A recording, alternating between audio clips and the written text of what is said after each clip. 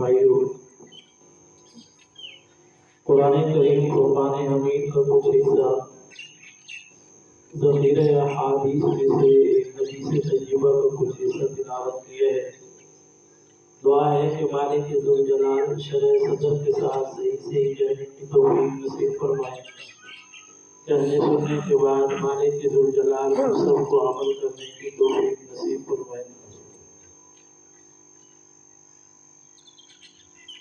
اسلامی سال کے اعتبار سے جمادی الاخری جمادی الثانی کا یہ مہینہ چل رہا ہے۔ اس مہینے کی 22 تاریخ کو صداقت کے تاجدار جانثار نبوت سسر رسول جانشین پیغمبر جناب محمد رسول اللہ صلی اللہ علیہ وسلم کے پہلے صحابی جناب سیدنا حضرت ابوبکر صدیق رضی اللہ تعالیٰ عنہ کی وفات ہوئی۔ اسی وساطت سے چند باتیں پچھلے جمعہ پر عرض کی تھی۔ آپ کی سیرت، آپ کے اوصاف، آپ کے کردار پر چند باتیں آج کی مختصر سی محفل کے اندر مجلس کے اندر عرض کروں گا۔ دعا ہے کہ خالق ذوالجلال ہم سب کو اصحاب پیغمبر کی اوصاف، اعمال اور اپنی سیرت آپ صلی اللہ علیہ وسلم کے صحابہ کی سیرت کو اپنانے کی توفیق نصیب فرمائے۔ اہل سنت والجماعت دیوبند کا یہ عقیدہ ہے کہ رسول اللہ صلی اللہ علیہ وسلم کو خالق ذوالجلال نے تمام کے تمام انبیاء میں فضیلت، مقام اور شان بخشی ہے۔ اسی طرح قرآن و سنت کے مطالعہ سے یہ بات سمجھ کے اندر آتی ہے، اصحاب پیغمبر میں سے اہل سنت والجماعت کا یہ عقیدہ ہے افضل البشر بعد الانبیاء، انبیاء کے بعد پوری کی پوری انسانیت میں سب سے زیادہ اللہ نے جس کو مقام، شان اور احترام بخشا ہے وہ ذات جناب سیدنا صدیق اکبر رضی اللہ تعالیٰ عنہ کی ہے۔ قرآن کریم کے اندر اللہ تبارک و تعالیٰ نے سب سے زیادہ احترام والا، شان والا، عظمت والا جس شخص کو اور جس گروہ کو، جس جماعت کو قرار دیا ہے وہ ہے متقی لوگ۔ اللہ تبارک و تعالیٰ نے قرآن کریم کے اندر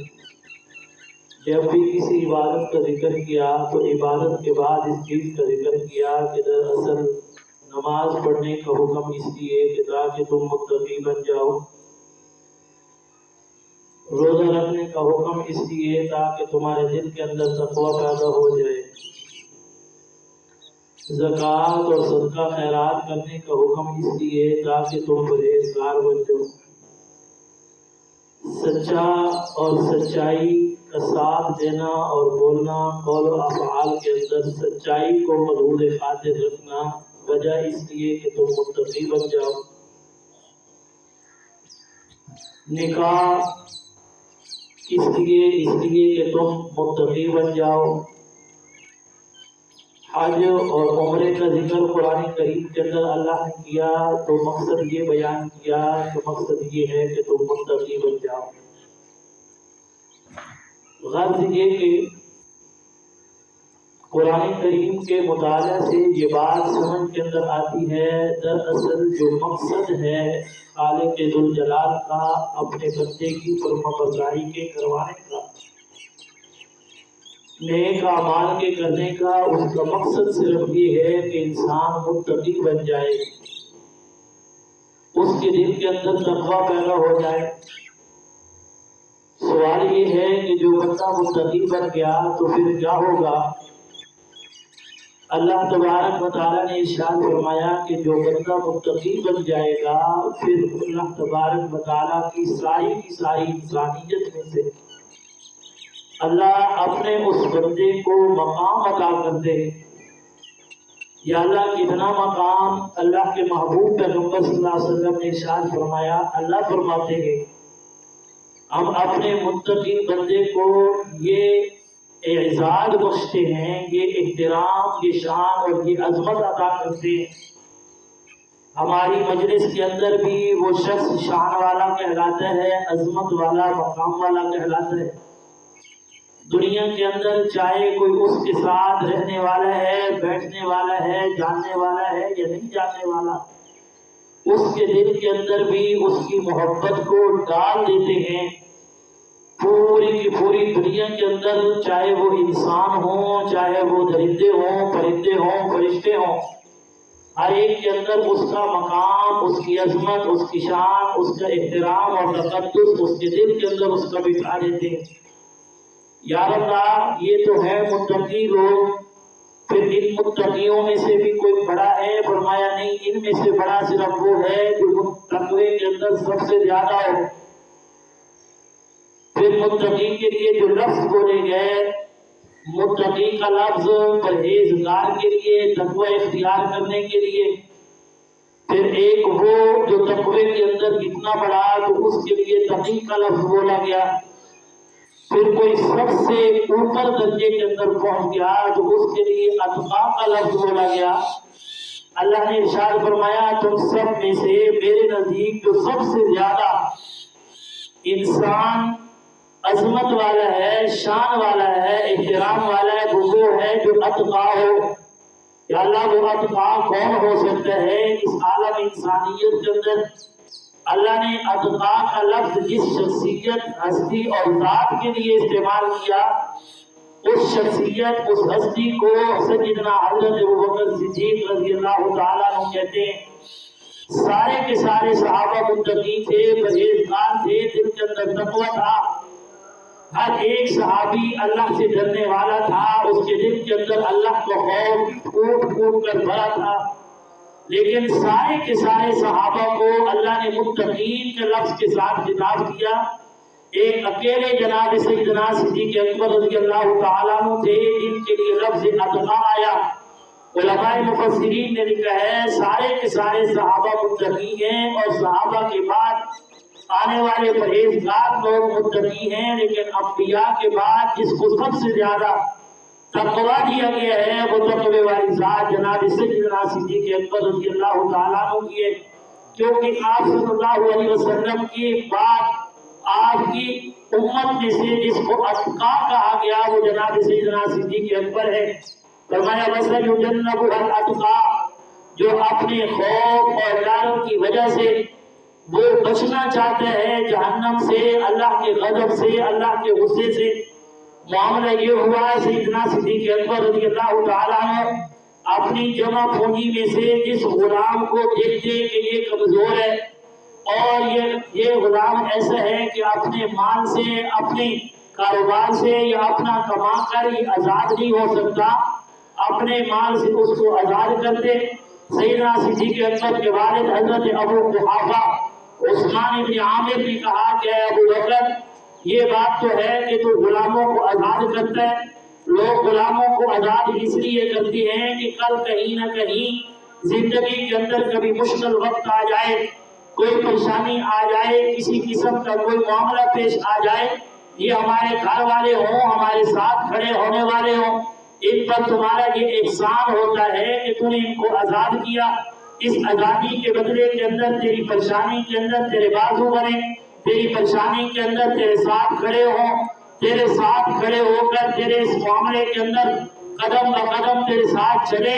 تو یہ جو تو غلاموں کو آزاد کرتا ہے، یہ تو غلام ایسے جو کمزور ہیں، یہ خود اپنے آپ کے اندر کچھ نہیں کر سکتے،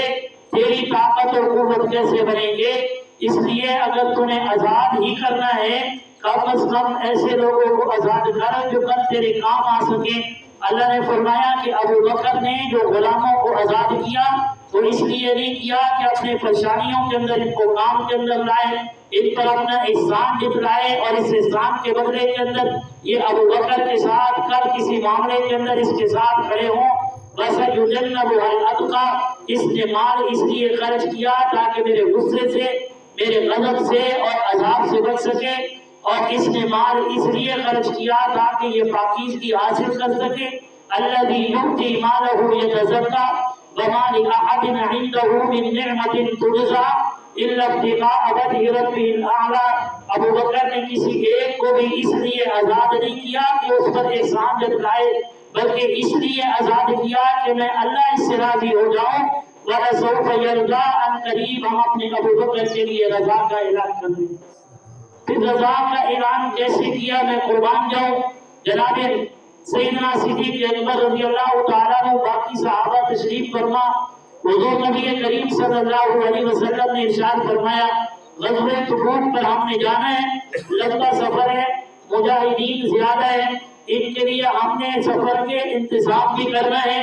گھوڑے اور اونٹنیاں اور اسلحہ بھی خریدنا ہے، اس لیے اپنے اپنے گھروں سے جتنا اللہ نے آپ کو دے رکھا ہے اس میں سے اللہ تعالیٰ کے مجاہدین کے لیے، راستے کے اندر نکلنے والوں کے لیے خرچ کرو۔ کوئی گیا مال لے کر آیا، اس انداز کے ساتھ کہا کہ یا رسول اللہ صلی اللہ علیہ وسلم 1000 سپاہیوں کی سواری بھی میرے ذمے، اور اس کے لیے جو مال خرچ ہوگا وہ مال بھی میرے ذمے، اور ان سواریوں کے اوپر جو اسلحہ ہوگا وہ بھی میرے ذمے۔ حضور علیہ السلام نے فرمایا مجمع 10,000 کا ہے، 1000 کی گارنٹی تو آ گئی، اور کون ہے جو لے کر آئے گا؟ کسی نے کسی انداز کے اندر پیش کیا، کسی نے کسی انداز کے اندر پیش کیا۔ سیدنا فاروق اعظم رضی اللہ تعالیٰ نے بھی مال لے کر آئے، اور سیدنا صدیق اکبر بھی مال لے کر آئے۔ جب سیدنا صدیق اکبر مال لے کر آ گئے، حضور علیہ السلام نے صحابہ سے پوچھنا شروع کیا تم کتنا لے کر آئے، تم کتنا لے کر آئے، لیکن یوں نہیں پوچھا کہ تو نے کتنا دیا، تو نے کتنا دیا، یوں پوچھا کہ کچھ گھر کے لیے بھی چھوڑ کے آئے۔ تو سیدنا حضرت عثمان نے کہا بہت خود پیچھے بچا پڑا ہے۔ سیدنا فاروق اعظم نے کہا آدھا لے کر آیا ہوں، آدھا چھوڑ کے آیا ہوں۔ سیدنا حضرت ابوبکر صدیق رضی اللہ تعالیٰ نے عرض کیا یا رسول اللہ گھر کے اندر کچھ بھی نہیں، سب کچھ جو کچھ تھا لا کر آپ کے قدموں کے اندر دھر دیا ہے۔ اگر میرے گھر کے اندر دیواروں کے اوپر کوئی سوئی بھی ہوتی تھی تو وہ بھی آج اسی زمان کے اندر میں مجاہدین کے لیے، اللہ تعالیٰ کے راستے کے لیے، آپ کے صحابہ کے لیے، آپ کی خوشنودی رضا کے لیے میں جمع کروا چکا ہوں۔ سیدنا حضرت جبرائیل امین تشریف لائے، حضور علیہ السلام حضرت جبرائیل کو دیکھا، حیران رہ گئے، فرمایا جبرائیل آپ کی کیا حالت ہے؟ جب بھی میرے سامنے تو آیا، جب بھی میرے پاس تو آیا، دیکھ کڑوی کی شکل کے اندر آیا، سفید لباس کے اندر آیا، یہ آج لباس کیسا ڈال کے آئے؟ سیدنا حضرت جبرائیل امین نے کہا مجھے اللہ نے بھیجا ہے، اسی حالت کے اندر جانے کا حکم دیا ہے، اور عرض کیا یا رسول اللہ تبارک و تعالیٰ ابو بکر کو سلام پیش کرتے ہیں۔ حضور علیہ السلام نے حضرت جبرائیل کے الفاظ جناب سیدنا صدیق اکبر کو سنائے، پوچھے یا رسول اللہ جبرائیل سے پوچھئے اللہ نے مجھے ابو بکر کا نام لیا تھا۔ حضور علیہ السلام نے جبرائیل سے پوچھا تو حضرت جبرائیل نے کہا جی ہاں ابو بکر کا اللہ نے نام لیا ہے، الحمد سے لے کر بدناس تک ایک ایک لفظ اللہ کے کلام کا حصہ ہے، اللہ نے ایک ایک لفظ کو بولا ہے، کلام کیا ہے، اور اس کلام کا یہ تقدس ہے، احترام ہے اور شان یہ ہے کہ جب بھی کوئی مسلمان ہو، ایمان والا ہو، قرآن کریم کو چھونا چاہے، پڑھنا چاہے، دیکھنا چاہے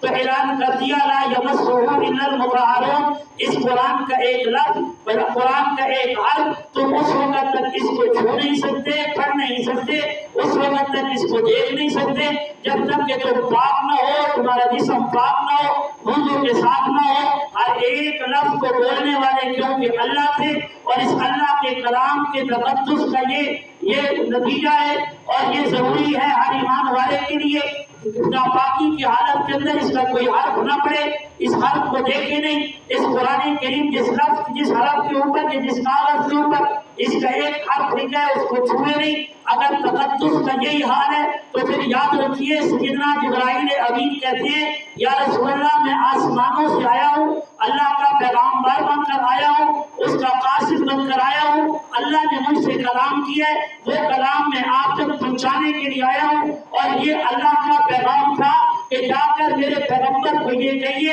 کہ اللہ کہہ رہے ہیں کہ ابو بکر کو میں سلام پیش کرتا ہوں۔ سیدنا صدیق اکبر نے پوچھا کیا میرا نام ابو بکر نے لیا تھا؟ میرا نام ابو بکر اللہ نے لیا تھا۔ سیدنا جبرائیل امین نے کہا بالکل یہ وہ لفظ ہے جو اللہ کے کلام کے اندر آیا ہے، میرے کانوں نے سنا ہے، میں پھر اسی وجہ سے آپ کے پاس یہ نام لے رہا ہوں۔ تو معلوم یہ ہوا کہ حضرت ابوبکر کا نام نامی اس میں گرامی اس تقدس شان اور عظمت کا مالک ہے کہ جس کو کلام کرنے والی ذات خود اللہ کی ہے۔ اور پھر دوسرا لفظ جو سیدنا صدیق اکبر رضی اللہ تعالیٰ عنہ کے لیے جبرائیل امین نے کہا وہ یہ کہا کہ اے ابوبکر یا رسول اللہ، ابوبکر سے یہ پوچھئے آج جس حالت کے اندر یہ بیٹھا ہے، کبھی حالت یہ تھی کہ مکے کے اندر چلتا تھا، ہر بندہ کہتا تھا دیکھیے مکے کے بازار کا سب سے بڑا کپڑے کا تاجر ہو جا رہا ہے، 40 کپڑے کی دکانیں، ریشم کا سب سے بڑا تاجر، اور یہ وہ ابوبکر تھا یمن اور شام کے اندر کپڑے کا سب سے بڑا تاجر ابوبکر کو کہا جاتا تھا۔ یہ وہ ابوبکر تھا جب اس کا مال نکلنا ہوتا تھا 400 غلام ایک سال پہلے اپنی ڈپٹی لگواتے کہ اس سال اپنا مال لے کر یمن اور شام کی طرف ہمیں بھیجنا، کیونکہ ہمیں معلوم ہے تمہیں منافع زیادہ ہوتا ہے، جب تمہیں منافع زیادہ ہوتا ہے پھر ہمیں تو مزدوری بھی زیادہ دیتا ہے، اس لیے ایک سال پہلے غلام آ کر اپنا نام لکھواتے۔ ابوبکر جب سال کے بعد تیرا مال یمن کی طرف جائے میں اس کے لیے نوکری دوں گا، شام کی طرف جائے میں اس کے لیے نوکری دوں گا۔ یہ حضرت ابوبکر ایک وقت وہ تھا جو مکے کا سب سے بڑا تاجر، اور ایک دکان کو اللہ کے پیغمبر کی خوشنودی کے لیے، اللہ کی رضا کے لیے ختم کرتے گئے اور صدقے کے طور پر اور پیغمبر علیہ الصلوۃ والسلام کے قدموں میں لا کر رکھتے گئے۔ پھر وہ وقت بھی آیا گھر کے اندر جمع پونجی رہی، کھانے کے لیے سب کو ملتا رہا، مہمان آئے ان کو بھی سیدنا حضرت ابوبکر کھلاتے رہے۔ آج یہ وقت آ گیا مال بھی ختم ہو چکا، گھر کے اندر جو کچھ تھا وہ بھی ختم ہو چکا، بوڑھا باپ بھی موجود، بوڑھی والدہ بھی موجود، عائشہ اور اسماء بھی موجود، عبد الرحمن اور عبداللہ بھی موجود، اپنے بیٹوں اور والدین کے ہوتے ہوئے ابوبکر آج تو اپنے گھر کا سارا سامان سارا جمع پونجی لا کر تمہیں پیغمبر کے قدموں کے اندر دھر دیے، اور یہ اعلان کر رہا ہے گھر کے اندر صرف اللہ اور اس کے رسول کے نام کی برکت کو چھوڑ کے آ رہا ہوں۔ کیا تو اللہ پوچھتے ہیں جبرائیل امین یہ پیغام لے کر آئے، ابوبکر سے پوچھئے یا رسول اللہ کیا اس حالت کے اندر، اور ایک وہ حالت تھی جب مکے کا سب سے بڑا تاجر شام اور یمن کے اندر تاجر کے نام سے مشہور سال پہلے غلام اپنی نوکری دینے کے لیے نام لکھواتے، ایک وہ وقت اور ایک وہ وقت جب مہمانوں کے لیے بھی خرچ ہو رہا، والدین پر بھی خرچ ہو رہا، اپنی اولاد پر بھی خرچ ہو رہا، اور ایک یہ وقت سب کچھ لا کر والدین بھی بھوکے ہیں، بیٹے بھی بھوکے ہیں، اولاد بھی بھوکے ہیں، اگلے وقت میں کہاں سے کھائیں گے، کل شام کے وقت وہ کھانا کہاں سے کھائیں گے، ان کے لیے ایک لقمہ تو نے نہیں چھوڑا۔ اللہ پوچھتے ہیں جبرائیل امین آئے ہیں یا رسول اللہ ابوبکر سے پوچھئے اس حالت کے اندر ابوبکر مجھ اللہ سے راضی ہے یا نہیں؟ اس لیے اللہ نے فرمایا وَلَسَوْفَ يَرْضَىٰ کہ اس ابوبکر نے جو اپنا مال اس انداز کے ساتھ میرے اوپر خرچ کیا ہے، میری ذات کے لیے خرچ کیا ہے، میری خوشنودی کے لیے خرچ کیے، ایک دن ہم اس کو راضی کر دیں گے۔ اللہ نے تو راضی کیا کریں گے محشر کے میدان میں، لیکن اللہ عرش زمین پر عرش بری سے زمین پر جبرائیل امین کو بھیج کر یہ پوچھتے ہیں ابوبکر سے پوچھئے کہ ابوبکر اس حالت کے اندر بھی مجھ سے راضی ہے یا نہیں؟ یہی وجہ تھی حضور نبی کریم صلی اللہ علیہ وسلم نے ارشاد فرمایا کہ جو کچھ میرے سینے کے اندر تھا، جو کچھ میرے سینے کے اندر تھا، اور یہ وہ سینہ تھا کائنات کے اندر ہر ایک ایمان والے کا یہ عقیدہ ہے، یہ وہ سینہ پیغمبر تھا کہ جو کچھ سارے کے سارے نبیوں کو دیا گیا اس سے بڑھ کر وہ سارا جمع کر کے ایک اکیلے جناب محمد رسول اللہ صلی اللہ علیہ وسلم کو دیا گیا، کسی کو دور پر بلا کر دیا گیا، کسی کو بیت الحمد میں بٹھا کر دیا گیا، کسی کو معبد کے اندر بٹھا کر دیا گیا، لیکن جناب محمد رسول اللہ صلی اللہ علیہ وسلم کو یوں دیا گیا کہ عرش پر بلا کر اپنے سامنے بٹھا کر اپنا سب کچھ اپنے محبوب کو دیا۔ میرے پیغمبر نے فرمایا میں نے صحابہ کو دیا، عمر کو دیا، عثمان کو دیا، علی کو دیا، ہر ایک صحابی کو دیا،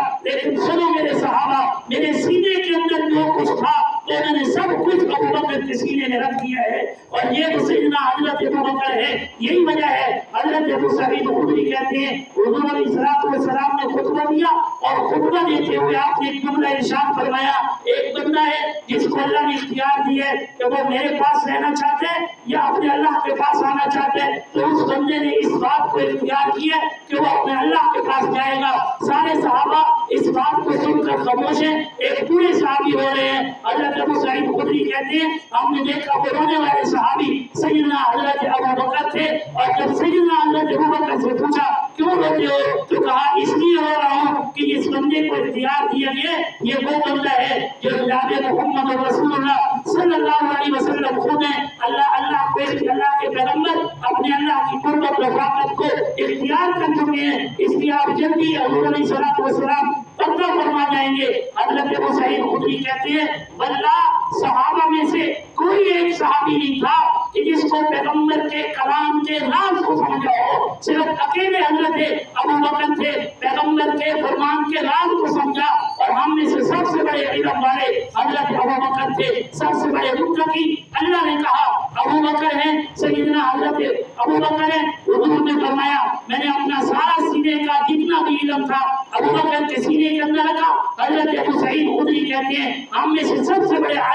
इल्म रखने वाले आलिम हजरत अबू बकर थे। ये वो तमाम के तमाम दलाइल हैं कुरान और सुन्नत से जिनको लेकर तमाम के तमाम उलमाए मुफस्सिरीन उलमाए मुहद्दिसीन ने लिखा है अफजलुल बशरी बअदल अंबिया, अंबिया के बाद जिस जात की अजमत तकद्दुर इहतराम शान और शान है वो सैयदना सिद्दीक़ अकबर रज़ियल्लाहु तआला अन्हु की है। अल्लाह तबारक व तआला असहाबे पैगंबर की अजमत को शान को समझकर उनकी सीरत को पढ़कर सुनकर उनके औसाफ और अमाल को अपनी जिंदगी के अंदर लाने की तौफीक नसीब फरमाए।